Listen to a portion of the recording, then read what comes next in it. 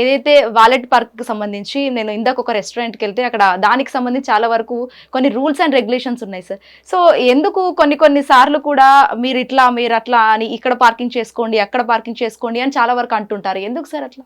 ఈ వ్యాలెట్కి సంబంధించి కాన్సెప్ట్ ఎందుకు వచ్చింది అని అంటే కనుక ఇప్పుడు మున్సిపల్ లాస్కి సంబంధించి ఏ ప్రాంతానికి సంబంధించి ఆ ప్రాంతం ఇప్పుడు మనకైతే కనుక జిహెచ్ఎంసీ యాక్ట్ అని ఉంటుంది. సో మున్సిపల్ లాస్ ఉంటాయి.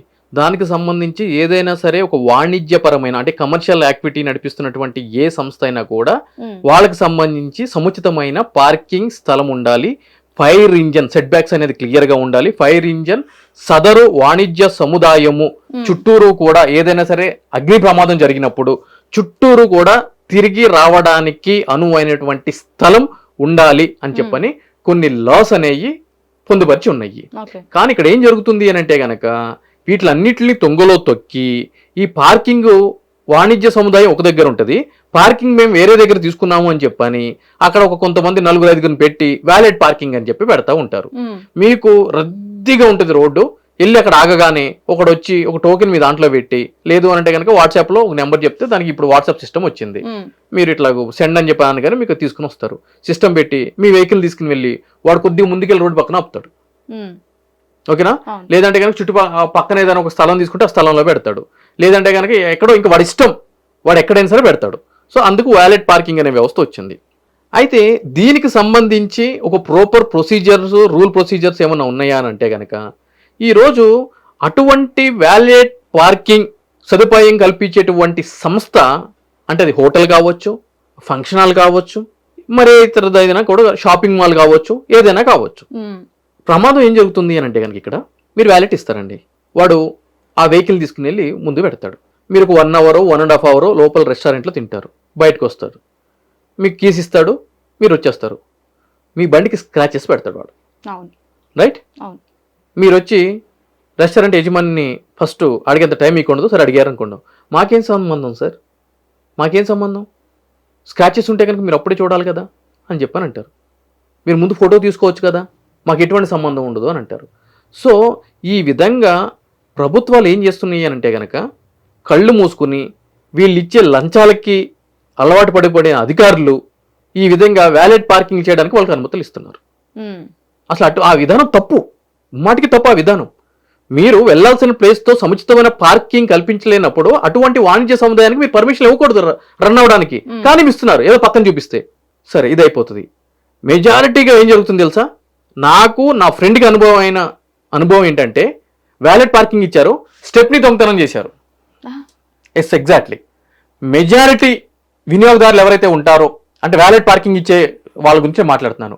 దయచేసి మీరు ఈ వీడియో చూసిన తర్వాత వ్యాలెట్ పార్కింగ్ ఇచ్చిన తర్వాత ఫస్ట్ మీరు చెక్ చేయాల్సింది ఏంటంటే స్టెప్నీలు ఎత్తుకుపోతున్నారు. ఎందుకంటే అది కింద ఉంటుంది, స్క్రూ తీసేసి స్టెప్నీ తీసేస్తారు. మీకు స్టెప్నీ ఉందా లేదా అనే విషయం ఎప్పుడు తెలుస్తుంది?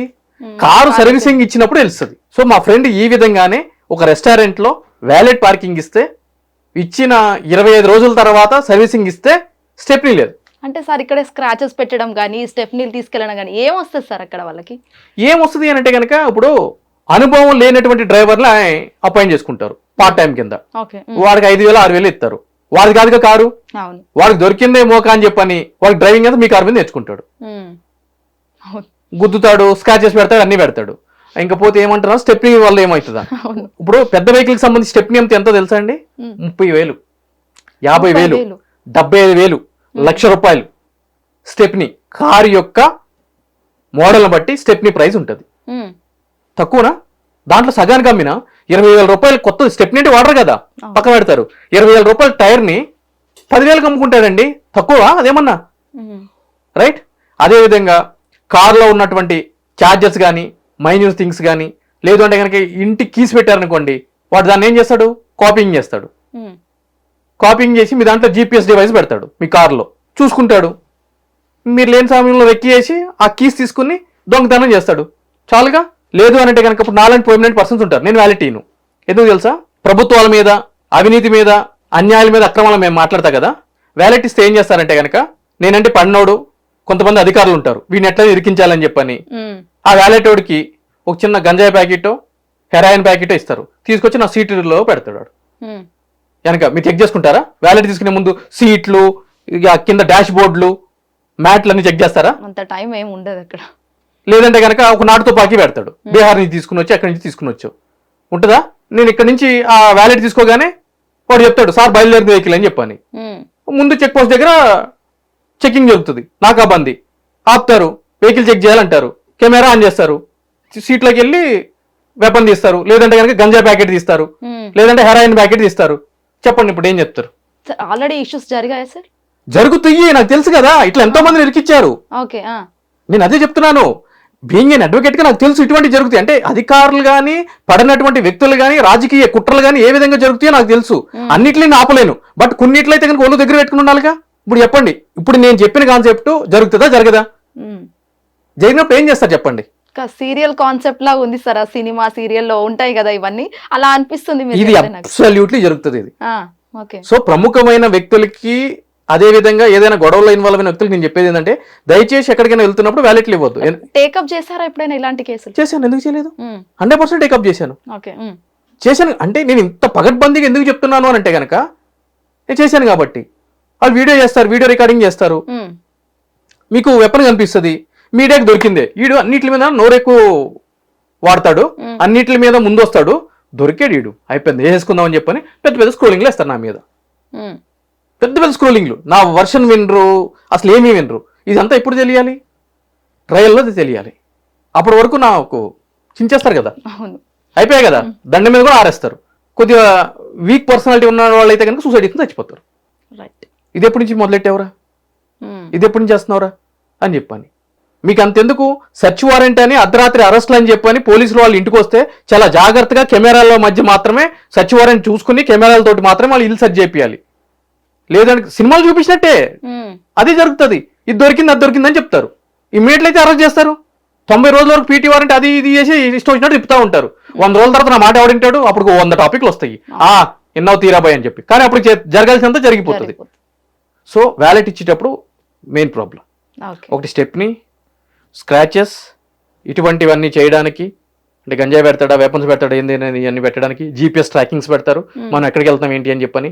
కొంతమంది ఏం చేస్తారు అంటే కనుక కాబోయే భార్యను కానీ లేదు అంటే కనుక కాబోయే భర్తను కానీ అసలు వాళ్ళ గురించి క్యారెక్టర్ తెలుసుకోవడానికి ఏంటంటే కొంతమంది ప్రైవేట్ డిటెక్టివ్స్ అపాయింట్ చేసుకుంటారు. అట్లా కూడా ఉంటారు. ఉంటారు, ఎస్ ఎగ్జాక్ట్లీ ఉంటారు. వాళ్ళు ఏం చేస్తారు, కార్లో సీట్ల కింద వాటి కింద బగ్స్ పెడతారు. వీడేం చేస్తాడు, కార్లో బ్లూటూత్ ఆన్ చేసి ఏంటి ఏం చేస్తున్నావు, రానా, బయటికి వెళ్దామా, ఐస్ క్రీమ్ తిందామా అని చెప్పని అంటాడు. లైక్ వైజ్ అమ్మాయి అయితే అదంతా వాడు డివైస్ లో వింటా ఉంటాడు. అదంతా రికార్డ్ చేసి వాళ్ళకి కావాల్సిన వాళ్ళకి ఇస్తూ ఉంటాడు. ఎందుకంటే మన జీవిత విధానంలో రోజువారీ జీవితంలో మన ఇంట్లో కంటే ఈ కారులోనే ఎక్కువగా ఉంటాం. ట్రాఫిక్ దృష్ట్యా బ్లూటూత్ కనెక్ట్ చేసుకుంటూ ఫోన్లో మాట్లాడుతూ ఉంటాము. లేదంటే కనుక ఈ ట్రాఫిక్ని మనం భరాయించలేము. అటువంటిప్పుడు ఏం జరుగుతుంది, ఎక్కడో దగ్గర వ్యాలెట్ వాడు మిమ్మల్ని ఫాలో చేస్తాడు 2-3 days, ఎక్కడైనా వెళ్ళినప్పుడు కథం పెట్టేస్తాడు. సో ఇన్ని ఇబ్బందులు ఉంటాయి. హిట్ టీవీ యాప్, ఇందులో short news, live news, entertainment shows, movies, digital magazines తో పాటు మీ జిల్లా వార్తలను కూడా ఫ్రీగా చూడొచ్చు. ఇంకెందుకు ఆలస్యం, వెంటనే హిట్ టీవీ యాప్ ని డౌన్లోడ్ చేసుకుని ఫ్రీగా ఎంటర్టైన్మెంట్ పొందండి. Hit TV app, hit TV app, please download hit TV app. Hit TV app ని ఫ్రీగా డౌన్లోడ్ చేసుకుని ఎంజాయ్ చేయండి. మీకు నచ్చిన ఎంటర్టైన్మెంట్ కోసం హిట్ టీవీ యాప్ ని ఫ్రీగా డౌన్లోడ్ చేసుకుని ఎంజాయ్ చేయండి. హిట్ టీవీ యాప్ ని డౌన్లోడ్ చేసుకుని ఆస్వాదించండి, ఆశీర్వదించండి. ఇంతమంది సెలబ్రిటీలు హిట్ టీవీ యాప్ ని డౌన్లోడ్ చేసుకోండి అని చెప్తున్నారంటే ఎంత మంచి యాప్ ఆలోచించండి. అమెరికా అమెరికా అమెరికా అమెరికాలో చదవాలనుకునే వాళ్ళకి విశ్వసనీయమైన పేరు మన శౌర్య కన్సల్టెన్సీ. UK లో 1 year masters, UK లో 1 year masters, 2 years work permit up to 5 years visa. Contact Shaurya Consultancy. Contact 89851 89851.